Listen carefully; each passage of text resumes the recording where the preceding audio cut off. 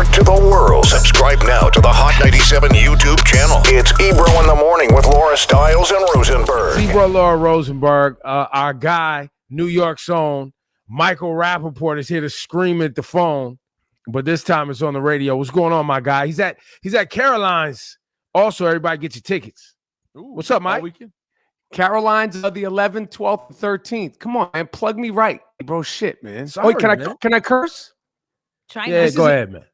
Is this live? No, but try not to curse God. too much so we don't have too much to edit. Don't worry. Done. That's the last time I'll curse. Don't worry. This isn't like one of those podcasts where you could just go fuck yourself for 30 minutes and that's the whole episode. Don't worry. Trust me. There's going to be way less bleeps than you've had to do with some of your other guests. That's it. My one S word there. Don't worry. I'm good now. Well, let's start off with the question everyone needs to ask. Well, what's wrong with you? Why are you this way? Oh my God! Who made you this way? Who made you this way? The Verizon guy who I believe was in India a couple of weeks ago when I was calling about my service and my minutes and he asked me the same thing and I said I think his name was Naresh or Naresh. I don't want to say it correctly because we had a nice talk. He said, "Why are you the way you are?" I said, "Naresh, I called you. We've been on the phone 42 minutes. 42 minutes. I don't speak to my mother, my father for 42 minutes. And I'm talking to you for 42 minutes about my Verizon plan. And you're asking me, why am I the way I am? I shouldn't be on the phone engaging with you for 42 minutes, Naresh or Naresh. No disrespect." So, yeah, that's the answer to your question. So basically what made you this way is life's frustrations. Well, life's frustrations. You guys know I poke fun. I have fun. What you see sometimes on social media, as you guys very well know, because I haven't had as many encounters with you in real life as I've had, over the phone and text. It's an exaggerated version of myself. It's not like That's right. it's all performance art. Let's just say this. What you see a lot on social media, what you see on podcasts, on clips, it's performance art. If I call in on, Rosenberg show, if I go on Skip and Shannon, there's a green light. There's a producer who walked us into this podcast here. So when that light goes on, it's showtime. When the light goes off, it's, we decompress. Michael, has there ever been a go ahead, point Laura. where you felt like, "Ooh, maybe I took it too far"? Kevin Durant. Keep going. Kevin Durant, the Brooklyn Net, right? Yep. The best player in basketball. The one whose conversation you took public. And you, of all people, this is what got me so mad at you, Mike, when I thought about it later. I was like, Michael knows, the code. And you a major code violation that y'all were beefing privately and you took it public. Come on. Well, check this out. We're beefing privately in the DMs. Did you guys say anything about the rappers that were taking Kanye's private text messages? Yes, we did. Did you go? We did. Did it become a fight? Did you still bring it up like a year later? Kanye took private stuff public and we gave him a congratulations. The great Kanye West took private text messages, not DMs, of friends. Kevin Durant is not a friend of mine. We've never been friends. When you start threatening to spit on me consecutively and then you bring up my wife and he caught me on a bad day, I don't know this dude. I don't know where to it's not like I'm going to approach him. I'm not going to a Nets game. I don't have tickets to Nets games like that. He caught me on a bad day. This has been going on for 6 months. He's talking about he's going to spit on me, And then you mention my wife. The only thing you should be mentioning about my wife is how to get one. That's the only, if you want to talk to me about wives, Kevin Durant, talk to me about how to get one. That's it. What we're gathering here is you and Kevin Durant still ain't good. Well, we're not good, but there was never anything to unbe good about. It's not like we're friends. So how did it start? How did he get in your DM? What did you do I met Durant. I met Durant at he reached out to me because he loves all the trash talking. Him and his guy. Of course. They reached out to me because they wanted to do something, in that vein. Rich Kleiman, is that what you're saying? Yes. Yes, Okay. they reached out to me. And you know Rich. Rich is a New York guy. I would have to assume, because this is another thing I found perplexing. I know Rich is through that both of y'all, go ahead. Y'all know each other. So when this went public, I was like, this might be a work. No. We met. I never heard of Rich Kleiman until the Durant thing, till they reached out to me, till a mutual friend. He reached out to me. This guy named Kleinman wants to reach out, talk to you about Durant, blah, blah. It's not like I go way back or anything like that. I met him. We went up to the Bay Area. We had a conversation about doing some stuff. And then they faked Jacks, essentially. They fake Jacks. Kleiman fake Jacks because Durant's just, he's doing his thing. Kleiman. So that's why you're bitter. No. There was no deal on the table, but it was a lot of. There's no bitter. And then I reached out. And then I've always been a Durant fan. I've always, like everybody else. But when he did the Charles Barkley interview at the beginning of last season. This is how it started. When he did the Charles Barkley interview at the beginning of last season, who I don't know, I've met Charles in passing. Obviously, I'm a fan, but I'm not like friends with him. And he was like not answering questions. He was playing coy. He was acting like he was offended to do the interview. I had put out a tweet saying basically, I don't remember what it was. I'm sure you guys could pull it up, but it was basically like, yo, if you don't want to do the interview, don't do the interview. You're acting like, you're acting sensitive. Why not just not do the interview? Because I thought it was disrespectful, especially when these young guys, you go on there with 3 Hall of Famers and you're like, yo, if I don't want to come on your podcast, I'm not going to come on your podcast. I'm not going to come on your podcast and be like, oh, the Durant thing, that's stupid. What next question? Like, it's a show. It's a show. And then that's when it started. And he said, when I see you, I'm going to spit on you, blah, blah, blah, blah. And at first I thought he was like, this is like a weird way of trash talking. And I tried to diffuse it. That wasn't in the DMs that were released. I tried to diffuse it. And then he was like, yo, when I see you, I'm going to spit on you. I was like, spit on me? What the fuck? What the F are you talking about? Like, this is not banter. This is not playing around. And then a few weeks later, there was another tweet or something. No, there was no tweet. He said, yo, I can't wait to see you. When I see you, I'm going to spit in your face. I was like, yo, you're not talking to Matt Damon or one of these dudes. Like, I'm not scared. Like, you must think you're talking to like some like ABC actor. Like, you don't know who you're talking to. Like, don't talk to me like that. And then 4 months later, out of nowhere on a random Tuesday, you dumb this, blah, blah, blah, blah, blah. When I see you, I'm going to spit on you. Your wife, blah, blah, blah, blah, blah. I'm like, nah.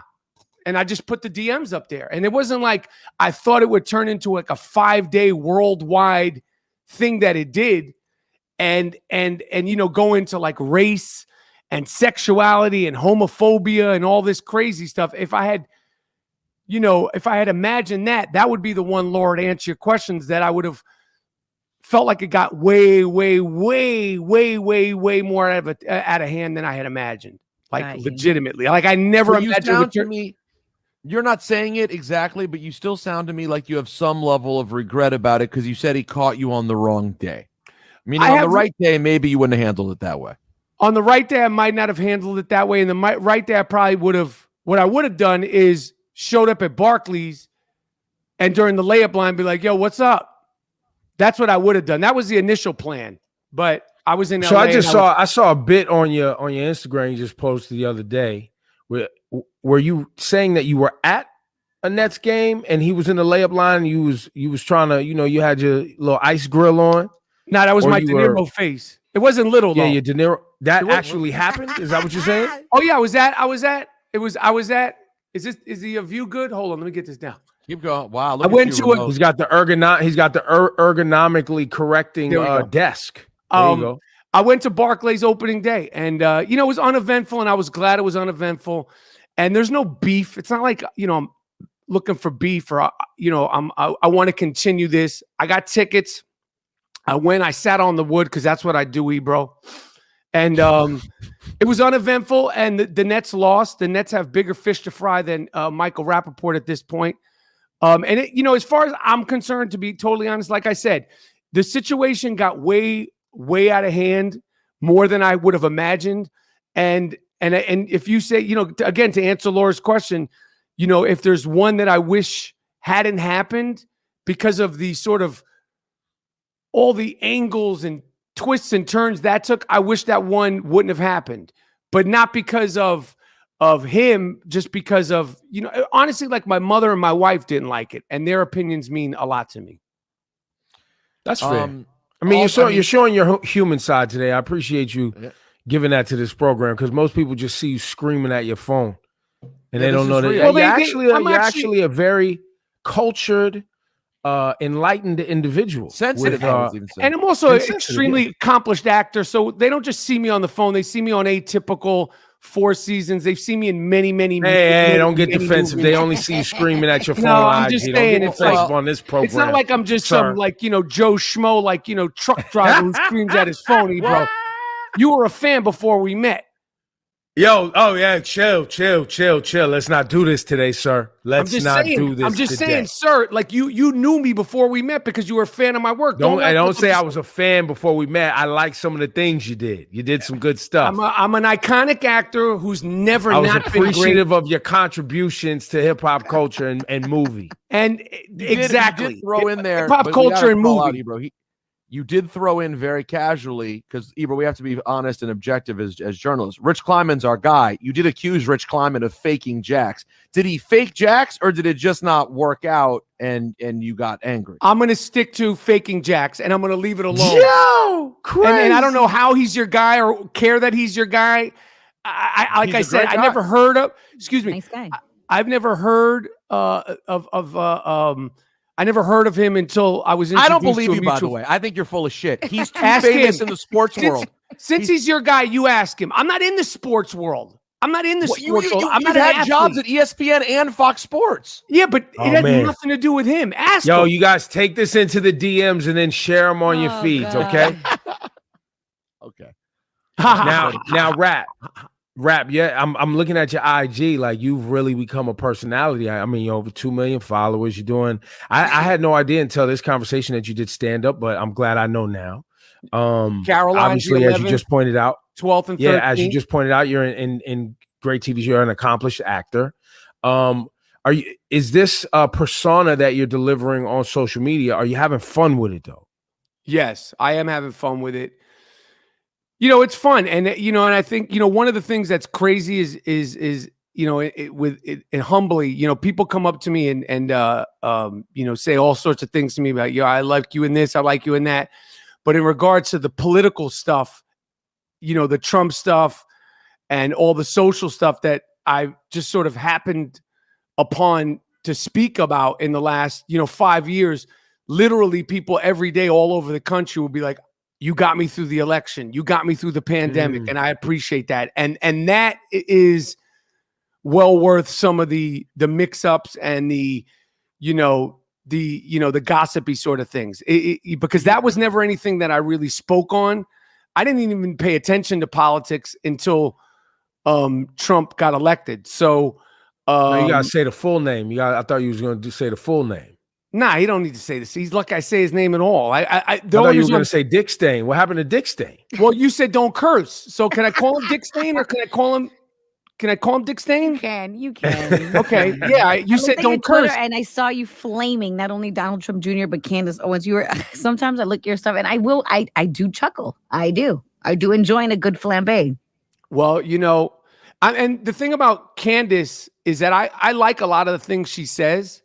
And I think she's a smart, independent thinker. And I watch her show, and I've read, a lot of her book, and I've listened to her. And I don't think she's what a lot of people on social media in I would say our crowd think of her. I like a lot of the things she says, and I think, the world needs diversity of thought. We don't just need diversity on like sitcoms. We need diversity of thought. And even if I don't agree with everything somebody says, it doesn't mean I can't learn, and take away something from things that people say.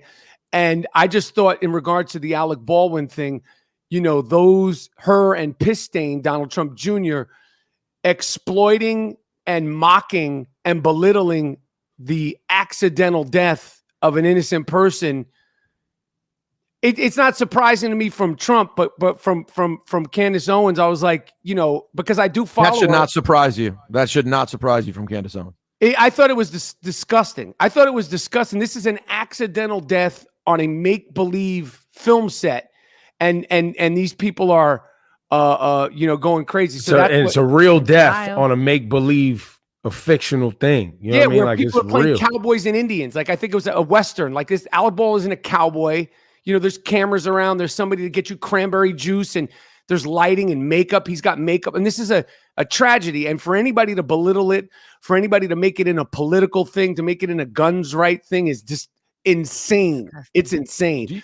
I've gone after Junior many times, and I've gone after Candace Owens many times, but I had to turn the volume up on both of them because I do watch. I don't just speak blindly on those people.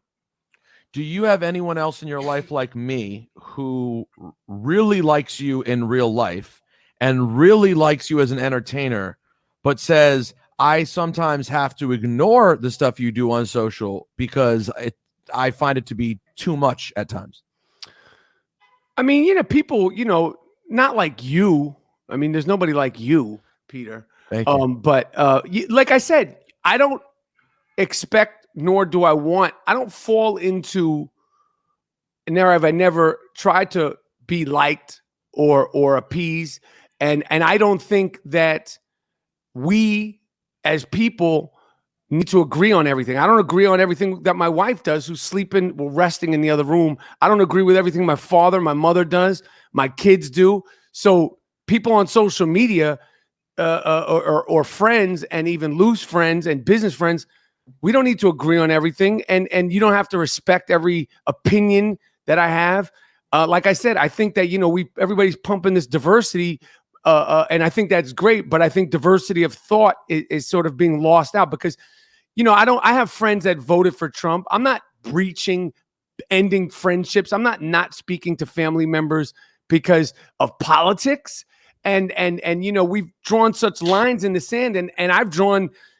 I've made my sentiment, I think, is clearer than anybody, especially who does what I do as far as like an actor in show business, about how I felt about Trump and all that stuff. But that doesn't mean I'm going to agree with everything, your girl AOC says. And I don't agree with everything. I think that Kamala Harris is another one faking jacks.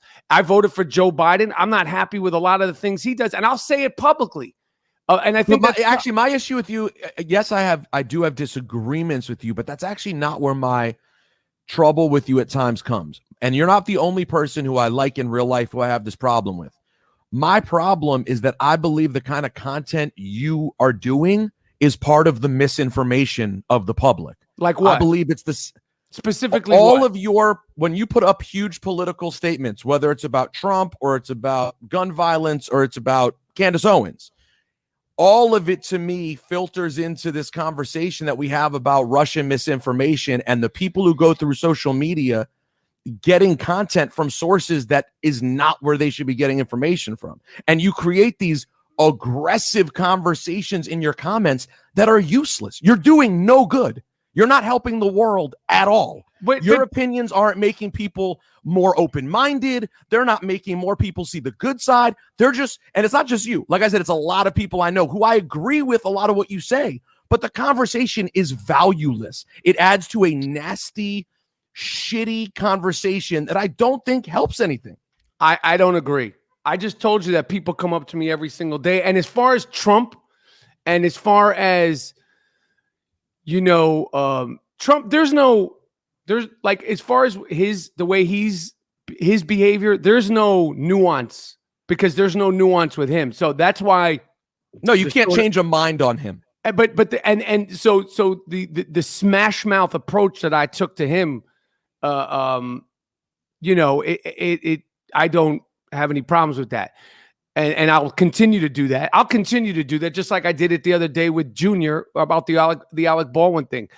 In regards to, you need to be more specific, because, as far as I'm concerned, I don't know. I mean, I don't know what you're saying. I don't agree. What I'm saying is this: if you put up a post on some really divisive political issue, or if you put up that's just my opinion. I don't mess with the comments so much. Like, I'm not doing it. My job is different. Like, what you guys do on the radio is a little different than an Instagram post. And I'm saying that with all due respect, because I respect all three of you guys. You know, I've said that to you personally, on air, off the air. But what you guys are doing and what you're used to doing and how you present yourself on the air, on your podcast, on ESPN, and all the different things that all three of you guys do is different than an Instagram post. And one of the things that's liberating for me about an Instagram post is I'm not working for anybody. There's no network. There's no, corporation. And I'm not saying you guys don't lay it down, because you lay it down.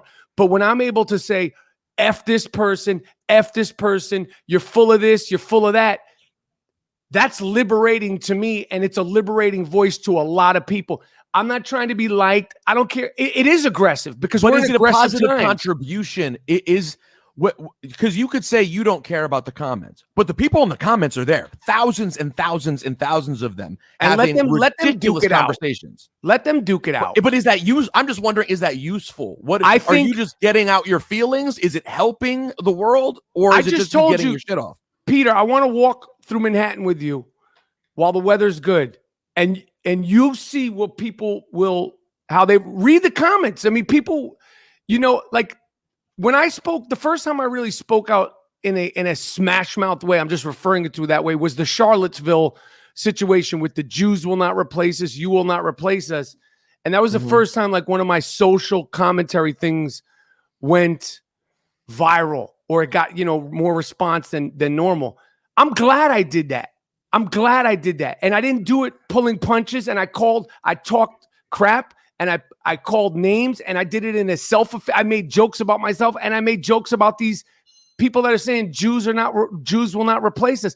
And it took 60 seconds, and I was walking my dog. It wasn't premeditated. Right. And that's just how I get off on it. And I guarantee you that I listen, I guarantee you that I listen, and I'm more informed, and I have a more nuanced sort of playbook of people that I listen to try to get my news and information to, because there's no way you could just get it from one source. You certainly ain't going to get it from just leftists. Listen. I'm certainly not going to just get from Ilhan Omar and AOC's Twitter. I read all of it. Like I said, I mess with Candace Owens. I'm a fan of a lot of the things she says.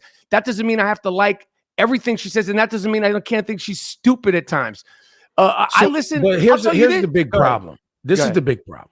The real big problem, right, is you got to deal with your nose hairs sometimes when you get that close to the camera. That's really my only gripe in a lot of your posts. Because I'll be like, does he know that his nose hairs are hanging out right now? My man, I'm up on... Come on, son. Ebro, see, this is why I'll be like, yo, back up from the camera just a little bit. I gotta be honest, Ebro. This is one of my favorite pivots ever. That what you did right there is one of my favorite pivots that I've ever had thrown at me, and I'm jealous. I'm jealous that I didn't make that pivot. Now I'm gonna stop you there, because I like what you said. This dude just said to you, I'm just telling my wife online. This dude just said, because she's like, why are you screaming at these people? This dude just said, Ebro said to me, when you're doing the videos, are you aware of your nose hairs? I like that. But I'm going to tell you something right now, Ebro. My nose hair game, you're just doing like see, that's fake news right there. No, there's some up there. Man. And also lotion, man. You look dry like you lotion. Lotion, bro. It's going to tell me, yo, I rock with you. I like that. I respect that. This is real shit, though. This is real. So we cover all the important topics here. You're gonna get all of it. Oh crap! You're trying to tell me I'm not moisturized? By the way, you've been married to a black woman for a long time. You're That's what I'm saying. I want to actually interview her about. Tell me I'm not moisturized, babe. She's trying to tell me I need to moisturize too. I like that. That is funny. And yo, and rap and real shit, right? Big bucks. Yo, real shit on all of the disagreements and the political whatever. What I think gets glossed over a lot in what that was funny. What you and Rosenberg were just arguing about, and what people often argue about, where you're picking sides, whether you're Republican or Democrat, and with the Trump shit. People forget that the hate-filled, aggressive and violent nature of what the Donald Trump regime brought to politics, and the fact that it was blatantly aligned with Nazism and white supremacy. Yeah. That piece can't be glossed over, because then when you say you're a Candace Owens fan, my biggest problem with her or people of that ilk is they willingly aligned and decided to ignore this blatant, hateful, white supremacist regime and wanted to just make it about like, oh no, this is Democrat versus Republican. No, this ain't that, because I'm a registered independent. Good. Right? And have been for a long time. This ain't that. This is black folks telling y'all these people are open, overt white supremacists. It ain't even, they're making it okay to be hateful. I understand. That can't rock. And I can't rock with anybody who's gonna just be okay with that. But what are you telling me that for? No, I'm saying that's the piece I think that's woven in there, that people, when it gets into the divisive language and why people are not nuanced, it's tough for people to look past those things. So they just pick a hard stance. I get it. And it's frustrating. Like, I have friends that voted for Trump and I don't care. You know what I mean? And I like Candace. And that's the issue with a lot of people. No. Excuse me. I'm saying to you that I'm not going to end relationships with people that voted for Trump. I could argue with them. We could have disagreements. I know black people that voted for Trump, so I understand what you're saying. There's black people who I don't know what you're saying. Shit. You know what you should do, Ebro? Like, let me ask you guys a question. Have you guys ever had Candace Owens on the show? Absolutely not. Won't happen. Okay, but have you read her book? I have not. I'm not interested. But I'm just saying, I'm not saying I'm a fan. Like, I'm like, yay, Candace Owens. I'm just saying, like, I watch Tucker Carlson. I watch Sean Hannity. I listen to Ben Shapiro. I listen to Rachel Maddow. I listen to the Daily Wire. I listen to the CNN. I watch all of it. I'm just saying. I've never read A Tale from Two Cities. I'm going to waste time reading Candace Owens' bullshit book. My man, that's on you. That's why I'm telling you. But she's not offering anything that's new. You've never read the book. Regurgitated shit in a new package. I'm just saying. Not new. Do you read Thomas Sowell? No, I don't read Thomas Sowell either. Okay, so then you can't talk to me. Then you can't, because you're not as educated and you're not as informed. Donald Trump became president, my guy. I've been doing this for 30 years. You're not as informed. Just because you read Candace Owens, I grew up doing this in D.C. I'm around real educated people. You're reading people who are morons. No, just because you read morons doesn't mean you know shit. You didn't say that. I just told you I read all of it. I look at all of it. You just said I can't talk to you because I don't read Candace Owens. Get the fuck out of here. I love Thomas Sowell. Don't try to get a quote thing here. I look at all of it. Don't try to get a Michael Rapaport. Don't try to get a quote thing. I didn't do that. I'm not doing that. No, but don't try to get a quote thing. You hit me with some shit, and I hit you back. By the way, Michael Rapaport, I'm going to do that. I'm going to take this clip and isolate that. No one takes our clips, Rap. Don't worry. No one takes our clips anyway. They're taking this one. Two white Jews from New York argue over politics. This is good shit. But I think I understand that, Michael, I agree. There's a value to listening to right-wing and left-wing stuff. I totally agree with you on that. But that doesn't mean all of it has value. But I didn't say all of it has value, but I listen, I take in things, I watch, I learn. Do you think that Don Lemon and Chris Cuomo are about something? Those guys are those guys are clowns. I didn't even bring those people up. You brought those people up. I'm just saying. So then where do you get your information? I've just said New York Times. I just read. Yeah, I read news stories. I don't really do so do I. Stuff like that. So do I. I think I read and I'm more informed than I listen to both of you guys at this point. But so here's where I want to go back to so we can fast forward, because I know everybody got shit to do. The reason why I brought up the alignment with white supremacy and those things is because if everyone could come to the page of understanding that these individuals that are currently, whether it's the All Lives Matter crowd or the Thin Blue Line or the Oath Keepers or this 3% thing or this right wing, whatever the Donald Trump whole MAGA maniac thing is rooted in wanting to keep white infrastructure and white power dominant over black folks specifically and minorities in general and people of color. They want to keep the old guard going. I personally, the reason I'm not speaking or I won't just sit down with these people is because I'm not interested because you've aligned with that. That's it. Once you've aligned with that, there's no convo.